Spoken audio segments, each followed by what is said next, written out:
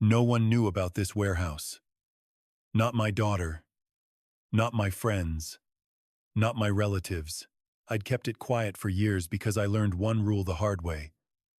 The fewer mouths that know, the fewer hands reach. That night, I went there without warning. No text, no schedule. Just me, my keys, and a folder I needed to grab before sunrise. The road into the old industrial lot was pitch black. Wind hissed through dead trees. My headlights sliced across gravel like a knife. I parked a good distance from the unit habit.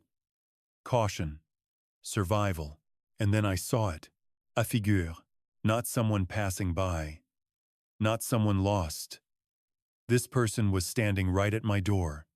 No flashlight, no phone glow, no cigarette ember, just stillness, like he'd been placed there. I stepped out. The car door clicked. The figure didn't flinch. He turned slowly, the kind of slow turn people do when they're certain they're in the right place at the right time. My headlights hit his face. Kyle, my son-in-law. He smiled, calm like he was waiting for me at a grocery store parking lot. "You're here, Dad." I didn't freeze because I was scared. I froze because of the way he said it, like I'd been expected. Nobody knew this warehouse existed. So why was he here? Why was he waiting in the dark like we had an appointment I never agreed to? I didn't circle the question. I didn't play polite. What the hell are you doing here?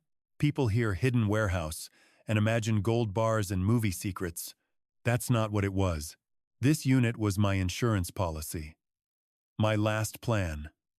I stored equipment, spare parts, old inventory things, with value to the right buyer and uselessness to anyone who didn't understand them. And more important than any object, documents, contracts, backup copies, insurance papers, a spare will, digital drives that could keep my life from collapsing if someone tried to erase it. I didn't hide it because I loved secrecy. I hid it because I've watched families rot from the inside once money starts to smell like blood. It always begins with soft words. Tell me where you keep things so I can help. Then help becomes hold, and hold becomes take. My daughter is kind. Too kind. Kind people want peace so badly they mistake danger for just concern. Kyle knew that. Kyle played that. Since the wedding he had that scent, the sniffing kind. He asked about assets more than he asked how I was feeling. He asked about planning and legacy, and what happens if something happens.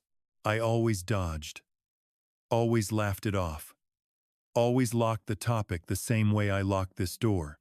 But now he was here standing like he belonged. I stared at him and said slowly, "No one knows about this place. Not even your wife. So how do you?" Kyle's smile barely moved. "Dad, you worry too much. That's what liars say when they don't have answers. A truthful man answers the question. A predator tries to calm the prey." He pointed at my lock like he'd studied it. "You still use that type?" Easy to pry. My stomach went cold. He didn't just know the location. He knew the hardware, which meant he hadn't just found it tonight. He'd been watching. I put my hand on the lock, then stopped. Looked him dead in the headlights. "You want to talk? Talk right here. In the light. I don't talk to people who wait for me in the dark." In my head, the past few months rewound like a warning reel I ignored. Kyle had started asking questions that sounded harmless, almost playful. "Where do you keep important papers safe? Do you have any other storage units? If something happened to you, who would manage everything?" He'd smile while asking. My daughter would smile too. Soft people love to tell themselves comforting stories. He's just being responsible. No. Responsible men ask about health. Recon men ask about location and access. Then he started asking about my schedule. "Where are you going today? What time will you be home? Are you going alone?" I shrugged it off. I told myself he was trying to bond, but standing there, in front of my warehouse, I finally saw the map he'd been drawing, one question at a time. Kyle's voice lowered, like he was doing me a favor. You've worked your whole life. You must have. A lot.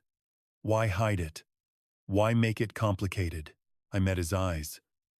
I hide it because I'm not stupid. He smirked. So you don't trust me? No, I said. Clean. Direct. You want to see a man's true nature? Tell him no without apology. He didn't ask why. He didn't try to understand. He got irritated.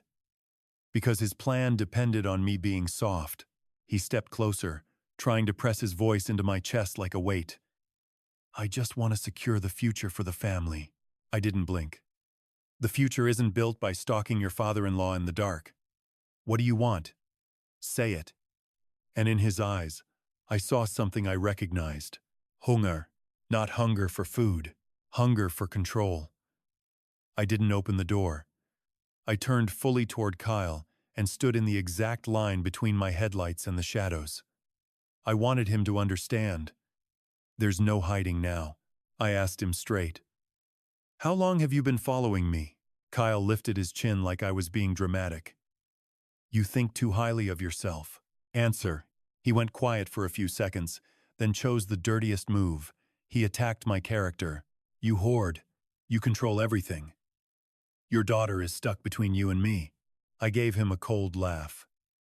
Don't drag my daughter into this. This is between you and me. He pointed at the warehouse door.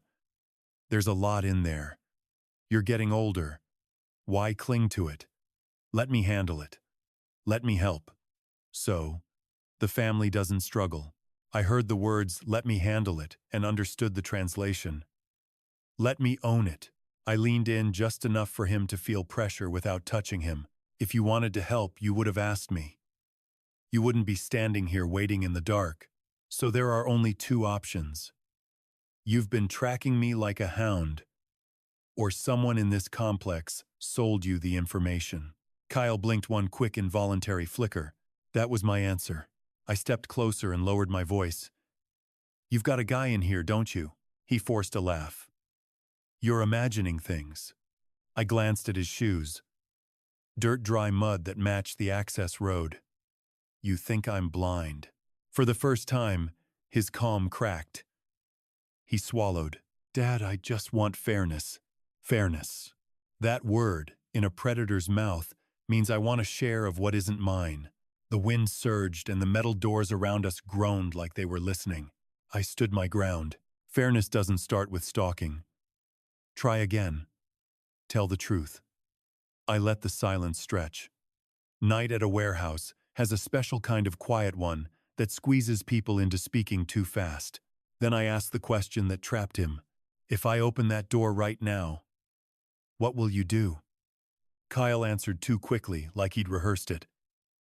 I'll just check if anything's missing. I smiled without warmth. Missing? Or you want to see what's inside so you can price it? His face twitched. That's unfair. I cut him off. Stop acting. A decent man doesn't ambush his father-in-law at a secret location. A decent man doesn't arrive before the owner. A decent man doesn't talk about fairness in a place he was never invited to. He stared at the door like it was calling him. Then he slipped just a little. So, how much do you keep in there? There it was. The real question. The only question. I laughed once, sharp. Finally, I walked up to the lock again, laid my hand on it, and did not open it. Last time I asked, how did you find this place? His jaw tightened. Then he said the dumbest thing possible. You think I don't have ways? He might as well have confessed. I pulled out my phone and turned on the camera, lens pointed at his face. Say that again. Kyle's tone flipped instantly. Why are you recording? Because I'm recording the man trying to threaten my property. He took a half step back. Predators are brave when you're quiet. When you document, they start to sweat. And in that moment, I understood something critical. I didn't need to open the warehouse door. I needed to open the door to the truth. I didn't keep arguing. I walked back to my car and grabbed a paper envelope. My rental contract for the unit, the access policy, and the direct number to the facility's security line. Kyle thought I was leaving. He smiled. Scared? I turned and kept my voice flat. No, I'm just not stupid. I dialed security immediately and put it on speaker. This is the owner of Unit X. There's an unauthorized person standing at my door. I need verification now. Kyle's face changed color. He didn't expect me to involve witnesses. Dirty people hate witnesses. They love private corners and emotional pressure. He lowered his voice, trying to pull me back into secrecy. Don't make this a big deal. We're family, I answered without raising my volume. Family doesn't lurk. Family doesn't demand fairness with someone else's property. Security asked for a description. I gave it clearly. Male. Dark jacket. Standing at my unit door. Kyle started to drift backward. I kept my eyes on him.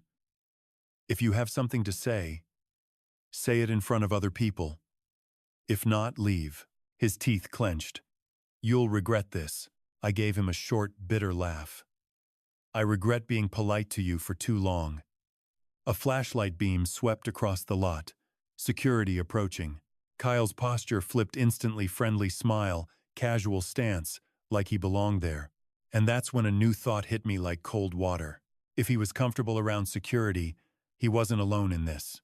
An insider wasn't a ghost. An insider was a person with a badge and access. I didn't explode. I didn't shout. I planted a hook. With Kyle standing right there, I spoke casually to security like it was routine. Tomorrow I'll be moving a safe and some sensitive files out of this unit at 2 p.m. Kyle was beside me. I watched his eyes, just one bright flicker, a tiny spark of excitement. Then he tried to hide it by bending down like he was tying his shoe. But predators can't hide their eyes. Security nodded. Kyle forced a laugh. You're overly careful. I shrugged. Yeah. Starting now. I left the facility, but I didn't go home. Rick, my private investigator, was waiting a distance away. I'd hired him months ago for unrelated reasons. And tonight, I was grateful I did. His job was simple. Tail Kyle and see what he does the moment he thinks no one is watching. And Kyle did exactly what I expected. He got into his car, pulled out his phone, and called someone immediately. His voice was short, urgent. 2 words I could almost read on his lips. 2 o'clock. Tomorrow. That was enough. If he was passing the time, he was coordinating. Rick texted me minutes later. He called a number saved as Mark. Mark, a name that appears everywhere in places like this. Managers, guards, locksmiths, people with keys, people with codes. That night, I changed the plan. I wasn't moving anything at 2 p.m. I was setting a trap, cameras, angles, distance. And if Kyle came back to receive something, I'd have proof he wasn't there by accident. He was there by script. The next day, at 1:45 p.m., I was already in position, high angle, clear sight lines, camera recording, heart steady.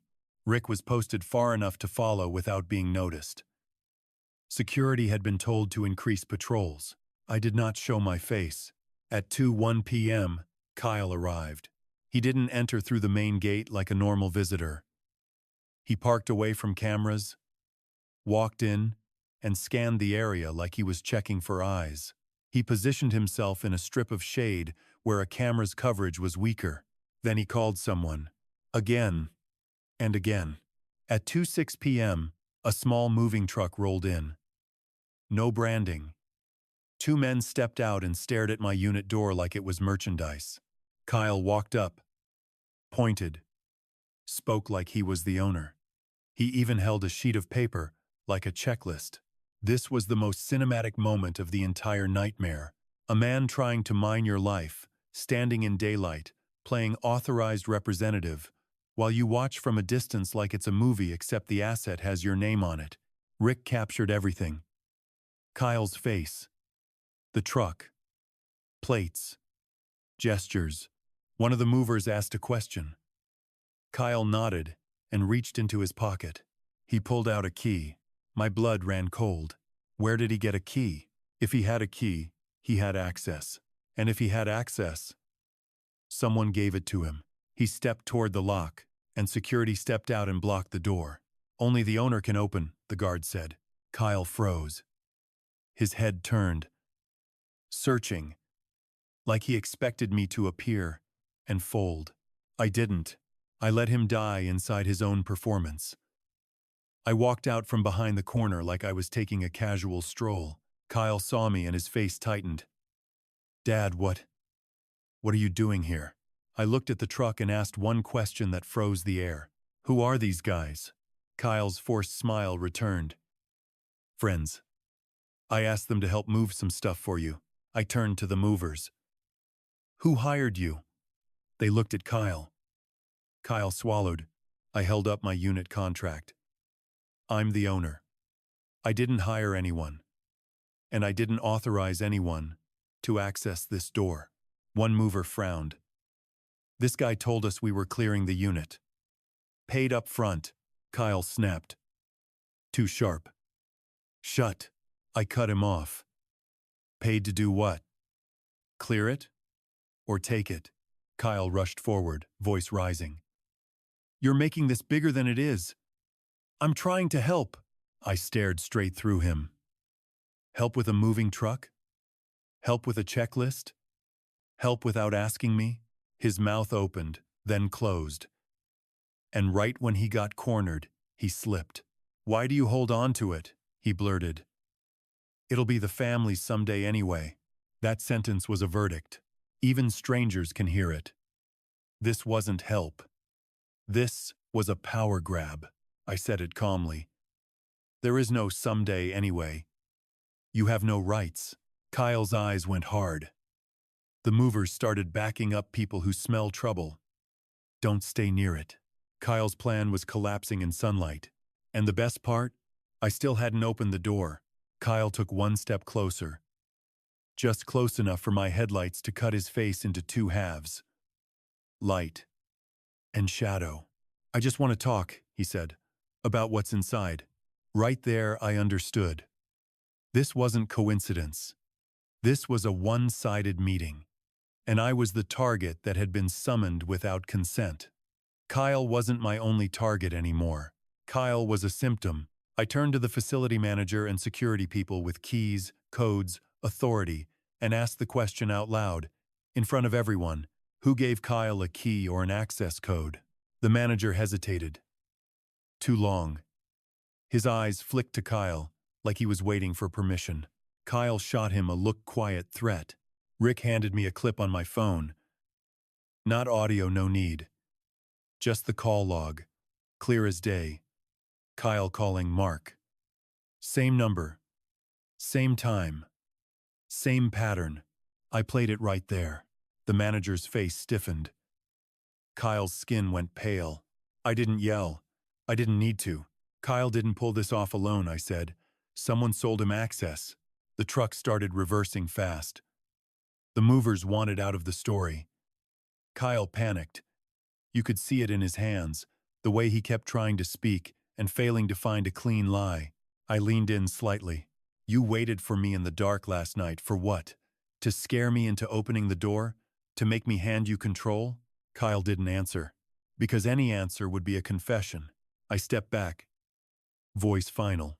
You don't come near this unit again. If I see you here, I go legal.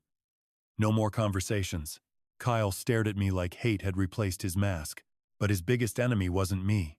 It was the evidence. That night, my daughter came to my house.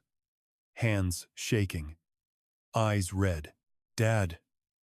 Maybe he was just trying to help. I didn't debate. I didn't lecture. I showed her the footage.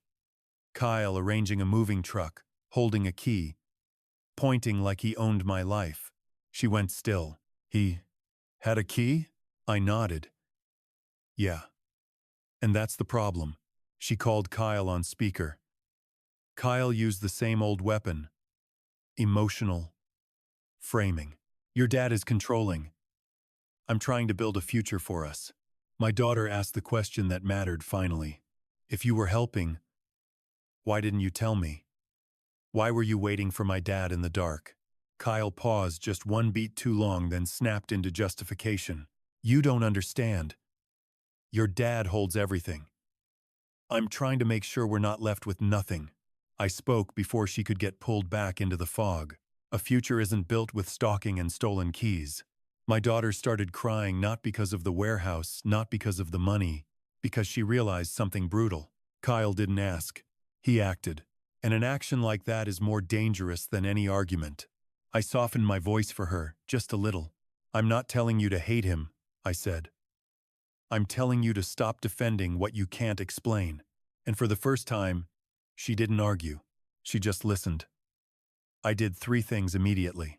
First, I replaced every lock and changed every access code. Every old key became useless overnight. Second, I demanded an internal investigation, new facility manager, new access log procedures, and a written note on my unit file. Owner, only entry, no exceptions. Third, I moved anything, sensitive documents, backups, anything that could be leveraged into a safer place. A bank safe deposit box, somewhere the target value couldn't be quietly emptied. Then I took a step most people avoid because they hate conflict. I had my daughter update her legal protections trust arrangements that kept Kyle from reaching family assets through back doors and loopholes. Kyle texted an apology. Then he begged. Then he switched to threats. I didn't respond. Because an apology that only exists after you're caught isn't remorse. It's strategy. People like Kyle don't learn. They adapt. They don't stop wanting the prize. They just look for a quieter way to take it. And now he knew 2 things. I would document him. I would expose him in daylight. That's why he hated me. Not because I was controlling, because I was hard to steal from. My daughter sat across from me, exhausted. Dad, I still can't believe it. He seemed normal. I said the truth that kind people hate. Hunters always look normal until they smell money. I explained the part she needed to understand so she could stop blaming herself. Kyle didn't wait in the dark because he ran into me. He waited because he needed a moment of pressure, fear, confusion, isolation. He wanted me to open the door under stress, hand him access, let him step into my life as the new authority. When I didn't open the door, he moved to plan B, a moving truck, a story, helping. He didn't need me to trust him. He needed me to hesitate. But I was done hesitating. My daughter began setting boundaries with him. Not perfect. Not instant. But the blind loyalty cracked. The warehouse stayed intact, but I held on to something bigger than objects and paperwork. I pulled my daughter away from a man who treated family like a project and money like a mission. And I'll tell you this straight. A man who can justify stolen access will justify anything. You don't wait for the next small step, because the next step is never small. No one knew about my hidden warehouse. And yet my son-in-law was waiting for me in the dark like we had an appointment. That wasn't coincidence. That was timing. That was surveillance. That was a hunter trying to control the moment. So here's the real question. If it were you, what would you do? Would you open the door for family because you're afraid they'll call you selfish? Or would you lock it down, gather proof, and accept being hated because protecting your life's work matters more than being liked? I chose the lock, because real family doesn't stalk you. Real family doesn't demand fairness with what isn't theirs. Real family doesn't show up with a key they were never given. And remember this, burn it into your brain when someone says, "It'll be the family's someday anyway." That's not love. That's a claim. So tell me in the comments. Would you confront him immediately? Or set a trap and catch the whole network?